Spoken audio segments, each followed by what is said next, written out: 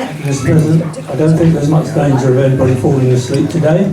Having spoken to Len for the last half an hour or so, he's got an awful lot to tell you, and I'm sure you're going to have a very entertaining afternoon. So it's my privilege and pleasure to introduce Len Taphouse, who's going to speak about his apprenticeship in the docks.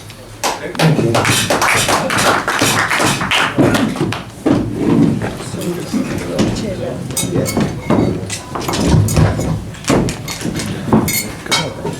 Hello, I'm Len, and I invite you to share with me my experiences as an apprentice, which brought me the 5 happiest years of my life before I met my wife. I'd always wanted to be an engineer, always, as long as I can remember. My dad was an engineer, but he didn't want me to be an engineer. Now, I'm not going to say that my dad was a snob, but he said to me, if you're an engineer, he said, and you travel on the underground, he said, you'll find you're mixing there with a lot of ladies who work in offices and always smell nice. And when they have you standing next to them, smelling of oil from engines and everything else, you'll see that they've just moved just a little bit away. He said, I don't want you to suffer that indignity. Anyway, it didn't actually stop me. Now, I was fortunate enough to go to a technical school in Dagenham, and they had close ties with what they used to call the Youth Employment Bureau. This is back in the 1950s, by the way. And the idea was that a youth training officer came to the school and told us all about the sort of things we could go into, and they would hopefully find us jobs. Well, we were leaving school in the July, and sometime in the June or May or June, I had a note through via the school telling me that I had to go to this place in Barking, where they hopefully they had a job for me. So okay, quite obedient, went along there, and they said, we've fixed you up with an apprenticeship. Oh good, they told me all the details. I was floating on cloud 9, I was so happy. Came home and said to my dad, I've got an apprenticeship. Good, he said. Where? I said, Cape Asbestos. And I've never seen my dad explode. He says, you're not going to work there. I said, why not? He said, because you'll finish up with asbestosis and melanoma and all those horrible things we hear about nowadays. He said, and I don't want you to go into that. He said, if you want to be an engineer, he said, you're going to have to go to an engineering company, a proper engineering company. So he had a little word with one of his friends, who happened to be a superintendent for Royal Mail Lines, and who knew the personnel officer at Harland and Wolff. Now they're renowned because they built the Titanic. Not that that's a particularly good recommendation. So my dad and I went along to Harland and Wolff one Saturday morning. It was, I suppose, still in June. And they told me what it was like to be an apprentice, how much I would get paid, and that I would be signed on as an apprentice fitter. Now, for those of you that aren't particularly technical, they're the ones that take bit machinery and engines to pieces, find out what's wrong with them and put them together again. And as distinct from turners and machinists, which make the parts that recondition things, you see. And my dad said to the personnel officer, well, what about machining? What about the lathe work? He said, well, he said, and I don't know if you're old enough to remember the 50s, he said in those days there was a bit of a stranglehold by the unions. And he said, we can't have you as an apprentice fitter and turner, where you have to be an apprentice fitter. But you will do all the necessary machining to make yourself a good engineer, and when you finish your apprenticeship, your indentures will be endorsed to tell anyone who wants to know what you've actually done. So I started there on August the 12th, 1956. I turned up at the works, stood outside, and the watchman said to me, he said, what are you standing there for? I said, well, I've come here because I've got a job here. What as? I said, an apprentice fitter. Well, he said, you'll have to wait for the foreman to come along. So when the foreman came through, he took me over to the foreman and introduced me, and he took me around to one section of the engineering workshops which housed what they call capstans. Now they are semi-automatic machines used for mass production. And again, I was introduced to the bloke who was going to teach me. His name was Nobby Clark. Okay, lovely name. Okay, now which one? Now Nobby was quite unique. He was absolutely stone deaf. He hadn't been born stone deaf. Now, no disrespect to those that are deaf, but quite often those that are deaf from birth, in particular, suffer a speech impediment. Nobby's speech was perfect. And of course, one or two people didn't quite believe that he was stone deaf. So when it got round to Guy Fawkes Day, there was often a banger behind him. Okay, and pop, off he went, and Nobby just used to turn around like this, and he knew why they were doing it. Now, he didn't actually hear it, but he felt the shock waves. Okay? Now, Nobby was brilliant. He taught me, these machines used to make nuts and bolts that you couldn't buy. They made long strips of studding, which is threaded pieces, you know, and lots of other bits and pieces in various metals, in steel, brass, copper, and so on and so forth. And he taught me that I had to be rather careful. Now, this is before the days of that horrible stuff called H&E, you know, health and safety stuff, you know. In those days, common sense ruled. Okay, yeah, I can see a few smiling faces because what I've said rings a bell. They taught you, okay, we used to climb trees and fall down. Now you can't do that. You can't do conkers, play with conkers in case you get something in your eye, so you have to wear goggles. We found a way of standing so that you whack the conker and you didn't clip the bits. Okay? And one of the things he taught me, now, I'm going to have a little bit of a problem here, okay, because I'm just hoping that the people at the back will be able to see this well enough. Oh, I'm glad we've got one of these here.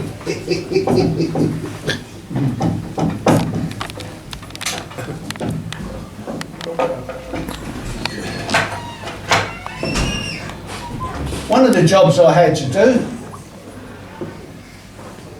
was to cut off some bars of metal on the machine with one of these. This was a piece of metal, okay, that was turning in this direction, and this parting tool was moving across like that, so that that cut into the metal, and when it reached the middle, that bit fell off, okay? And he said to me, you've got to be careful, he said, because whatever you do, don't stand in line with that tool, because if that blade breaks, he said, it'll come flying out. So I always did what I was told, and I can remember doing one of these jobs where I had about 12 lengths of bar, and I was cutting them off into lengths of a foot long. And after I'd cut 17, I thought to myself, that tool's just beginning to get a little blunt, it's time for sharpening it. But I didn't reach the middle because it went bang. And this bit here flew across here. Now, you know, this is Len standing here, and when that, it goes woof like across like that, and I felt the draft of it past my ear. Now, just to tell you how powerful that was, there was a man bending down at a machine across the other side of the workshop, which was 40 feet away, and that little bit clattered down by the side of him, and he turned around and wondered where it had come from. Then, and I thought to myself, oh, and I'm glad I did what he told me. Now, one of the other little bits and pieces, oh, it started working. One of the other bits and pieces was that you had to be really careful, because standing still for a long time was a temptation to some of the other apprentices. Quite often I've gone home with my heels painted red, silver, white and everything else. And my dad also said to me, he said, you've got to be careful, he said, because he said, you're going to be subject, he said, to quite a lot of people that are going to take liberties with you. He said, you're going to be sent on full chases, he said. He said, just bear that in mind. He said, if someone comes along and says, can I have some 5/8 holes, they're holes that are 5/8 of an inch diameter, say, yes mate, can you give us a bit of plate you want the holes in, he said. And if they ask you for sky hooks, he said, ask them which bit of sky you want on. He said, then they'll leave you alone. So I was prepared for that. I never had those. One or two of the others did suffer indignities, like being sent to the stores for a long wait. and half an hour later told that they could go. One of them didn't suffer too well when he went to the stores and asked for a good belt, because he's got one. Okay? And that was common, these sort of things. We just took it as normal life. And after I'd been there for a few weeks, one of the other fellows, who was a turner in the workshop, he came up to me and he looked around the back of my machine. I said, "What are you looking for?" He said, "I'm looking for a lignin-vited welding rod." I said, "What?" He said, "A lignin-vited welding rod." He said, "Do you reckon you can pop over to George?" Which George was about the length of this room away. I thought, why the hell can't he go and get it himself? You know, never mind. You know, he's asked me to help him. So I went along to George and I said, Mr. Elliott, because in those days it was Mr. till told otherwise. Mr. Elliott said, "Can you have a lignin-vited welding rod?" "No," he said, "we don't keep them here." He said, "You'll have to go over to the welding shop." So over the welding shop I went. Mr. Elliott says, "Can you have a lignin-vited welding rod?" And from there I went to the carpenters, to the foundry, and I thought, so yeah, I'm on one of those goose chases here. And then in the foundry they said, "Well, go to the welding shop." I said, "I've been there already." "Well, ask for the charge hand." Well, when you've only been there a few days, you don't know what a charge hand is. That's like an underforeman. Took from anyone else. But as luck would have it, when I got to that workshop, the first man I met was the charge hand. Mr. Elliott says, "Can you have a lignin-vited welding rod?" And he looked at me, he said, "Here, son." He said, "How long have you been here?" I said, 3 weeks. He said, "I thought so." I said, "Why?" He said, "Well, do you know what lignin-vited is?" I said, "No." He said, "It's a wood." He said, "It's a very, very hard wood," he said. You may know it, you've probably heard of it as ironwood. They used to use it on pegs on the old wooden sailing vessels instead of nuts and bolts. But that's what it was. And then I thought, oh dear, and now I've got caught. And I got back to the workshop and he collected all the other turners together and they blacked me in, you know. Terrible. But anyway, I stuck it out with Nobby. I had a particularly good time with him. And then the time came for me to move. Hang on, I'm not using my list, yeah. Make sure I don't miss it, you know. Oh yeah, no, we're all doing all right. I'm going to digress for just a minute. Around the docks, they were very, very close-knit families. They were always very, very loyal to their families and also to their friends. There was never any theft down there of personal possessions. Company property, well, that's different, okay? But personal property, no. I've heard stories of people that have changed their boots into shoes and left their paper packet on their bench in the evening on a Friday and come back on Monday morning and it was still there. Which I find marvellous.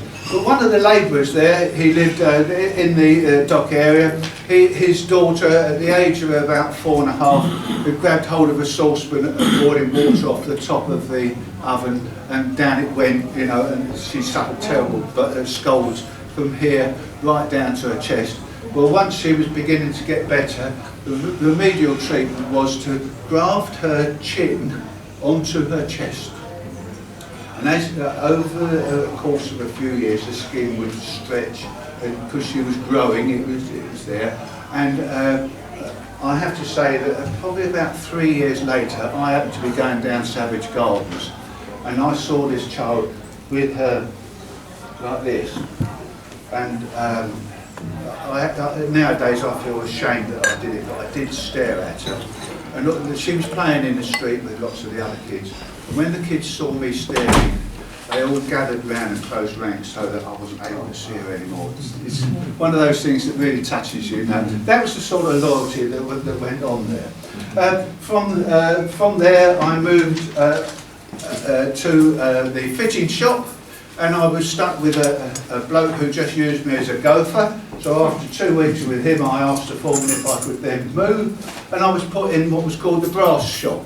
The place where they machined brass, and anything that was brass or copper or non-ferrous was used there.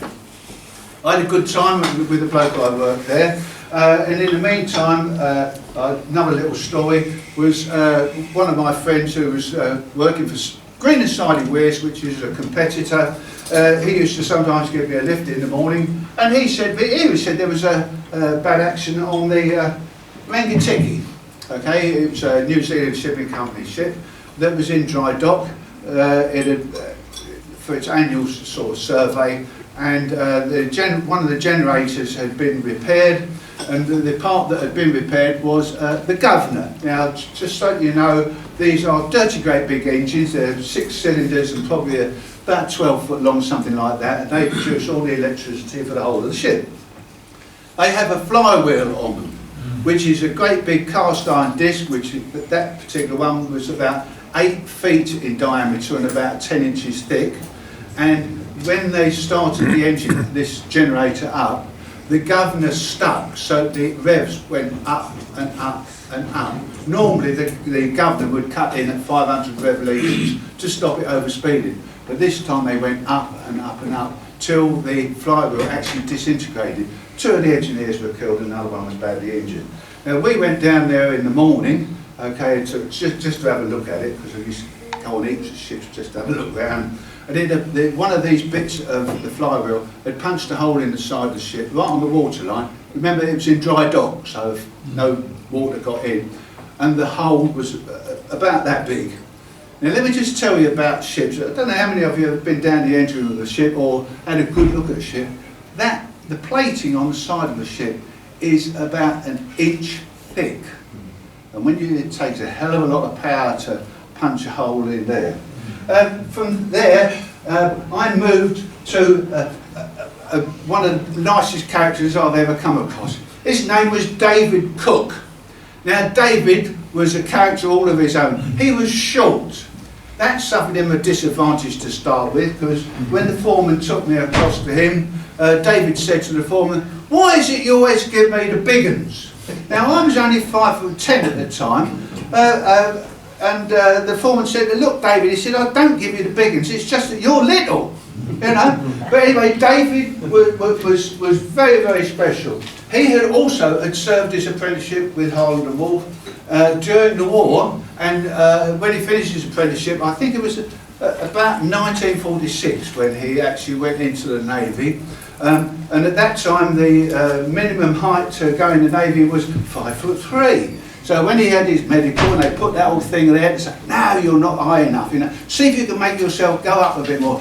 He made it look as if he was trying, okay. But they said, "No, you'll have to go in the army." By the way, before you go, where did you do your apprenticeship? He said, "Harland and Wolff." "Oh, don't worry about that, you're in." Okay, so that was it. And then straight away he was drafted out to the Far East. I don't know what sort of ship it was he was on, but he certainly had to go out to the Far East, and his ship stopped in a bay that had previously been occupied by the Japanese. Now this bay was also one of the storage depots for the suicide boats. Now I knew about the kamikaze planes where they dive down, but I never knew that there was such a thing as kamikaze boats. But basically what they were speedboats where the bow of the speedboat was packed solid with high explosive, and all they had to do was find a ship, whack it like that, and up went the ship, and down. When they got to this bay, they found that the Navy, or another branch of the Navy, had been there and disarmed all the explosive. So David, with obviously a couple of his mates, thought, "Oh, you know, they're in the prime of their life, you know, let's have a little bit of fun." So they, being a good engineer, he found a way of getting the engine started, okay, and they started hurtling around this bay. Now he then found that there was a big disadvantage to this, because when you take the conventional car, when you press the accelerator, it goes down, but when you take your foot off, it comes back. Now on these speedboats, they didn't. They were on a ratchet, so once you pressed it down, it stayed there, but the only way it would travel was even further, okay, because it was suicide boats, so it didn't matter where you went, okay. And but David was stuck in this boat, and how do you stop the blessed thing? So it keep going round and round this bay till it ran out of petrol, by which time he was posted absent without leave. Okay. Well, how the hell do you get back to the boat? Well, someone must have been keeping an eye on him, you know. You know, "Oh yeah, look, they've stopped at long last," you know, and so they sent out one of the small boats and brought him back, and he got charged very lightly for that. But that was one little character. Now David knew how to handle apprentices. He was brilliant, okay? He also had strong beliefs. He did not believe in the fitter having the good jobs and the apprentice having the crap jobs. He believed that the apprentice had to have the good jobs as well as the bad ones. So he always made sure we took it in turns, okay? But you see, being me and being a little bit of a rebel and David being short, people used to take advantage of him. And one day, it was my turn. I crept up, he was writing his time card out, and I crept up behind him, put my arms around him, picked him up, swung him round, put him back, and he carried on writing his time card out. Never said a dicky bird. Now in those days, I had a ravenous appetite. Sometimes I might eat 2 dinners, one after the other. I always made sure I paid for the first one first, all right? But I've never bothered with the pudding, as long as it was 2 dinners, one after the other. Not always, you know. But when I came back, he said, well, did you have a good lunch? I said, yeah, okay. And he said, I've got a little job for you. He said, get your axle. No, okay, get my axle. And he took me down to the foundry. Now, in the foundry, there was always the 2 furnaces there, and there was lots of moulding going on there where they, in preparation for the castings. But in one corner, there was all the scrap. Anything that was in that corner was destined for the melting pot. And he found a machine standing there, and it had a steel shaft sticking out of it, about that big. Right? He said, here then, he said, saw that all for us, can you? I said, David, don't be stupid. No one saws that off. He said, well, I want you to. I said, why? He said, you mucked me about this morning. He said, I'm getting my own about for. Oh, now I know he means it, okay? So he found himself somewhere nice and comfy to sit, and every so often you see his stomach going like this, where he was laughing his head off, but not portraying anything with his face, okay? And I'd been sawing away steadily, because in those days you didn't say no, you could not plead being a bully or anything like that. You just got on with it, because if you didn't, you lost face. So anyway, I started sawing this, and about 20 minutes later I thought, this is going to kill me. Has anyone tried sawing off a big bit? Your muscles feel about that big, like whiskey barrels, you know. And I thought, so, this is going to kill me. I'm going to have to have a break somewhere or other. So I thought, how can I do that? I know what. I'll bust the axle blade, you know. And then I thought to myself, nah, that's it. Yeah. If I break it, I can walk back to my bench very, very slowly. Get another hacksaw blade, put it in the frame, very, very slowly, walk to the toilet, go in there, come back, and I'll have worked myself about a 10-minute break. Now, it's not quite so easy to break a hacksaw blade deliberately. Anyway, I sort of shut my eyes, ping like this, and it went up. Oh, and then I was looking forward to this 10-minute break, but David had me taped to his tee, because if you, those of you that have worn a boiler suit, you'll know there's a rule pocket down the side there. He gave me a new hacksaw blade. Yeah. Right. He had me taped to a tee. And for it was actually 3/4 of an hour later that it finished. But, I'll tell you this, I never mucked David about again after that, okay? And David and I had a very, very close relationship for probably a good 10 years after my apprenticeship. I used to go and see him occasionally then, you know. And we had an unspeakable bond. Now, one of the other things that David taught me in his own particular way was,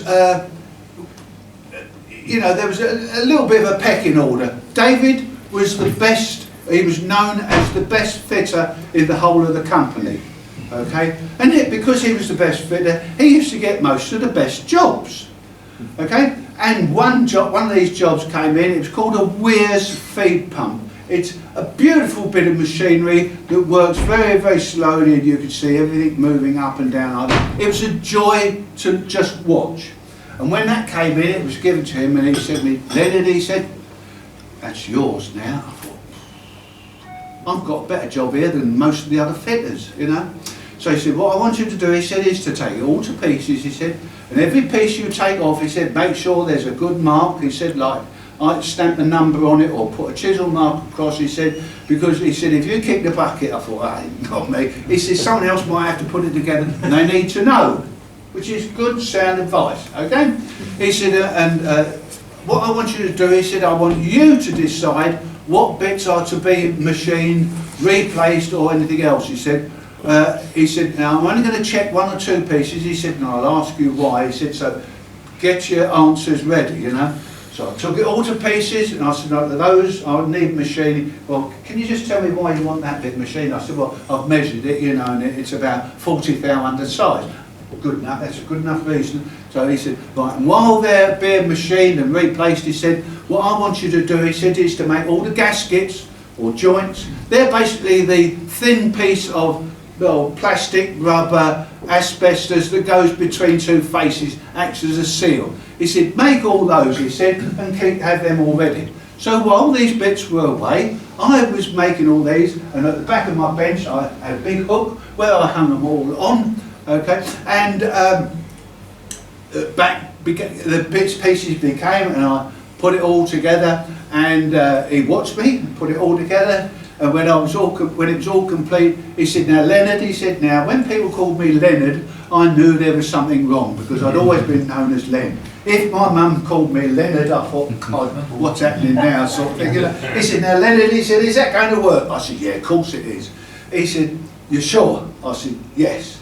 He said, now look, Leonard. I thought, oh no. He said, this is your last chance. He said, is that going to work? I said, yeah. He said, what are you going to do all them gaskets then? I'd put the whole lot together without putting any of those gaskets in there again. You only make that mistake once. Oh, I've taken this off. Can you all still hear me? Yeah. I said, no, most people don't have any lot of problem. And now, to digress just a little bit, because he was such a good fitter, he used to get some of these other particularly good jobs, okay? And this was one of them. It was a turbine segment. Now, I don't know how many of you are technical, but a turbine is basically a shaft with loads and loads of windmills on it and steam blows at one end. That's the easiest way of thinking about it. But at each end of the shaft is what they call a labyrinth packing. And this is the shaft, the red is the shaft, but that black is the outline of little segments, which are curved segments. So, although they started off as a strip, we used to bend them, but the ends of those had to be filed so they all butted against each other. Now, David had the job of fitting those segments, I had the job of filing them, okay? And another apprentice, because he was doing the external ones and I was doing the internal ones, okay? And David very cautiously gave me 2 new files because they said if you're filing brass you need a good file. So I started those. When I first started, I used to be able to make 1 circle, which was 26 of those segments to the circle, and it would take me about an hour. Towards the end of the day I was doing 2 an hour, and by the end of the week I was knocking them out 19 to the dozen. So was the other apprentice.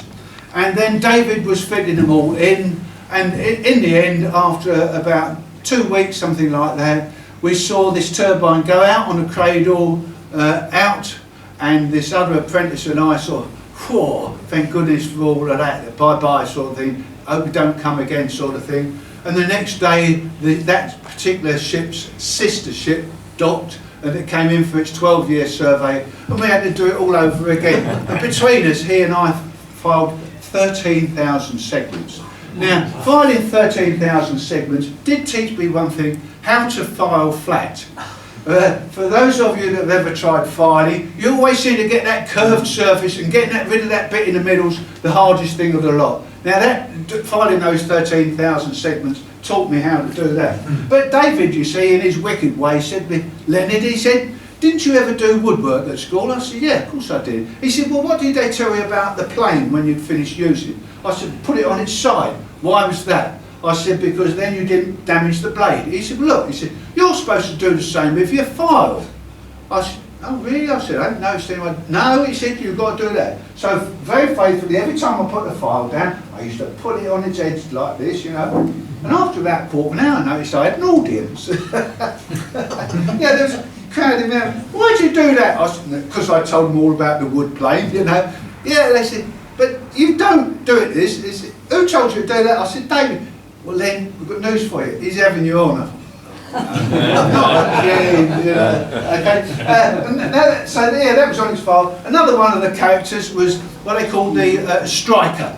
Now this is the bloke actually in the blacksmith shop who does the hammering. Okay, the blacksmith does the turning and the shaping, but it's the striker that does the turning. And there was one bloke there who was reputed to be able to pick up a red hot nut, steel nut, for a shilling.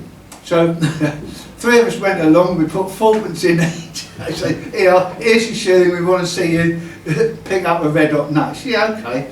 So he put this, quite a nut about this big it was, okay, put it in the fire. It came out, so it was red hot, and it was, sparkles a little bit. And he pulled it out with the tongs and put it on the top of the anvil, and he went like that, picked it up and put it on the next anvil like that, without batting an eyelid. We said, well, how can you do that? Don't that burn your fingers? He says, yeah, well, of course it does. He said, do you notice he said, I only do it when it's red hot. He said, because when it's red hot, he said, that burns my fingers. He said, look, and then you get this, when you burn it with something really hot, it goes brown, doesn't it, on those bits? He said, I do that. He said, but no way would I ever pick up a nut that wasn't red hot. He said, because if I did that, he said, it would stick to my fingers. Right? Yeah, lots of bits and pieces you learn. Yeah. He never encouraged me. Let's try that. I believe it. Okay. And then, of course, another day came along. Now, I've got to tell you how we used to clock on in those days. We had a little disc, a little bit, about the size of one of the old half crowns. Okay. It was made of brass. It was about 2 millimetres thick, something like that. It had a hole in it, and it had H and W and your clock number. My one was 3583. In the morning, we used to come along, and they had alleyways where they had boards there with hundreds and hundreds of cut hooks, and you used to put yours on a certain one, And after I'd been there for, it must have been in my third year. Yeah, my one went missing. Now it happened to a lot of people as well. It went missing, So I nipped over the brass lathes, made another one. I thought, well, hang on, this can happen again. So I made 4. Okay, H&W 3583, drilled a hole in, put one on the board the next day, and within a week it had gone. So that's all right, I've got plenty more. And I used up all of them within a month. I thought, I know what I'm going to do. I'm going to teach these timekeepers a lesson, right? So I nipped into the brass shop, and I made a big one. Now when I say a big one, it was that big, right? It was about 1/4 of an inch thick. I always knew when it was in my pocket because it was so heavy, okay? But when I stuck it on the tally board in the morning, it was so big, it covered up the one underneath, all right? And people would say, hey, did you see that big tally on there? I said, yeah. Well, about 10 o'clock, the foreman came along and he said, Leonard, I thought, I know what this is going to be now. He said, he and I got on all right, I'd never upset him. He said, have you read your indentures? I said, yeah. He said, have you read the bit about the misuse of company material? Yeah, I said.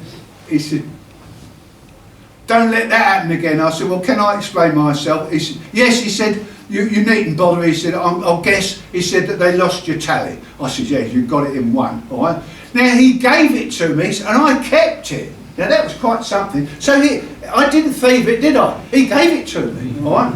But when I got round at lunchtime, the tally board, there was one of my old ones, and they never lost it from that day right to the end of my apprenticeship. Never lost it. How am I doing for time, by the way?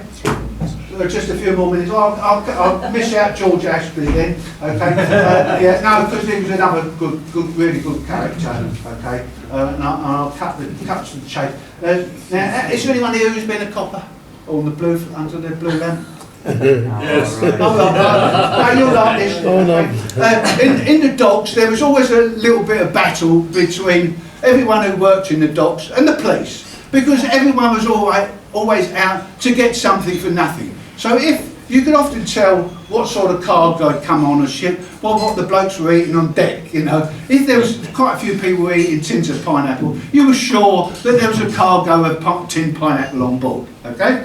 And on one ship, they had parts of the cargo was lead flashing. That's the lead bits that go down the side of a chimney stack, which tuck into it, you know. And there was, they were all on pallets. And, this bloke decided he knew a good way of getting it out of the docks. So he took his clothes off and he got the lead flashing and wrapped it right the way round. But he found he could still move quite comfortably. So he thought, well, I'll get 2 of those. So he put another one round as well. On went his shirt and then his jacket. Now, the standing rule in the docks was every 3rd car that went through the docks or thereabouts, they'd ask him to lift the boot so they could have a look in there. The occasional 1 out of every 10 cyclists might be searched, not always. But cyclists, generally speaking, were just used to cycle through. And of course this fella was on a bike, okay? Now, because of the extra weight, it didn't matter how much air he put in the tyres, they were flat, okay? And as he cycled out through there, he forgot that it had been raining, and he also forgot that by the police little hut there, it was all cobbles. Now, a combination of wet and cobbles makes for a slippery surface. Over went the bike, he went down, but he couldn't get up. and of course, the cobbler said, so they had to help him up because he tumbled his own story. One of the other favourite ones down there, I have it on good authority that this one was true as well. A copper was standing on duty quite early in the morning, and he saw this fellow walking along with a wheelbarrow and piled high with straw. So he thought, I know what, he's got all that straw and he's got something hidden underneath, you know. So pulled him in, pulled all the straw out, had a good look, couldn't find a thing, okay. On your way, next morning, same bloke he could see coming along in the distance. This was the old King George dock, by the way. He could see him coming along in the distance and he thought, same bloke, same sort of wheelbarrow, piled high with straw, and he thought, well, yesterday I searched the wheelbarrow. Today he thinks that he'll get away with it because I won't be bothered to search him. So he's bound to have something today. So off came all the straw again, still nothing in there. And when the copper clocked on the next day, there was his sergeant said to him, by the way, he said, beware of people nicking wheelbarrows. I've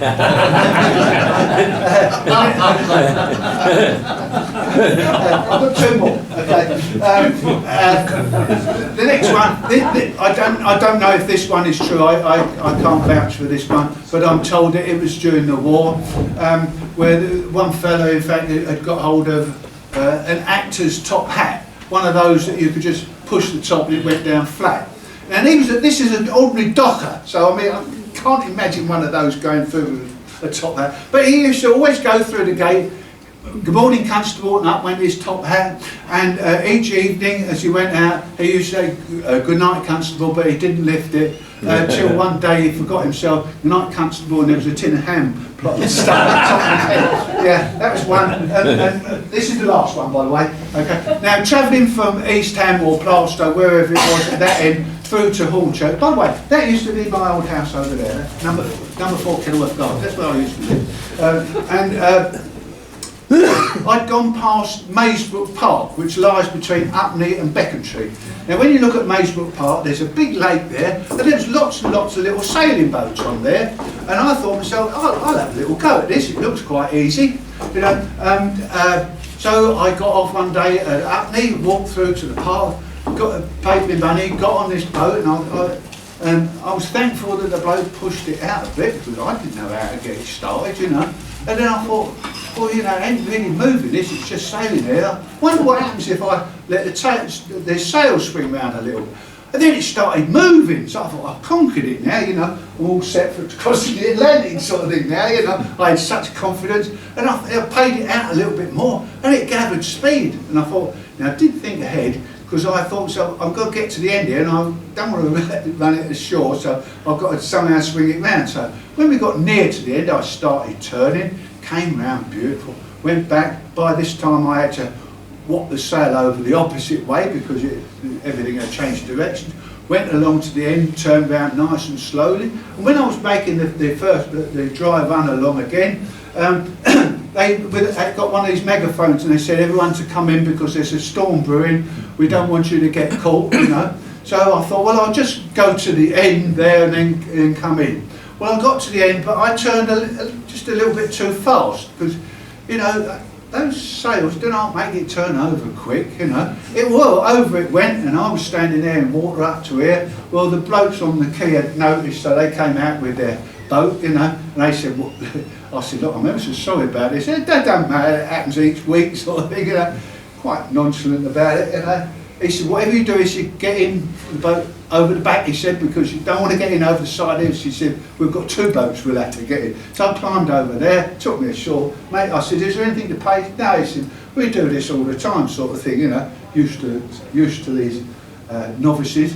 But then I had to walk to Upney Station, and it was quite funny when you stand on one spot, or it's sort of, you get a big puddle under there, it's really embarrassing, you know. So then I thought, when I got on the train, I thought, now there's lots of people here looking here. So I got on there, and each station I used to get out and run along to the next one there. Another little puddle would appear, get to the Meath way, you know, and yeah, I got to Hornchurch and it dried out a bit. Now that's an abridged version of my normal story. I have other things here as well that I feel duty bound to tell you about. Okay. Anyone who belongs to any other organisations, or you know other organisations, okay, please let me know, because I've got sheets here with all the details of my talks. If you want those, it's complete with email address and phone number if you want them. And last but not least, I do want to read this because it's a good opportunity. My daughter is a paramedic who has volunteered for service in Ghana starting in April 2016. She has had to pay her own fares and insurance, which has cost £2,000. And my mission is to help pay for the malaria tablets she will use while she's in Ghana at a cost of £800. All contributions would be gratefully received and thankfully applied. Okay, I have a box there. Be grateful if anyone would like to place something in there. Okay. What, this one here? Yeah, we'll pass it round. Right. Yeah. Okay. Thank you very much for being such an attentive audience. We have time for 1 or 2 very quick questions, if there are any. Yeah. If not, Raj, would you like to do that? What a session. Takes all of us back to our days when we started our professions, and like yourself, you would have been your age at that time. And I'm sure I've been watching people's eyes and their heads nodding and agreeing with your experiences, which has really opened our eyes. And I'm sure quite a few of them may have something to tell us in meetings to follow in our time. What an excellent, I wouldn't call it a sharing of your experience, if you need, for which we will all cherish this afternoon's talk. Thank you. One more thing to do, if you wouldn't mind. Nine, The winner of please. the raffle. 137. 137. Yeah, all right. Right. It's the bottle over there.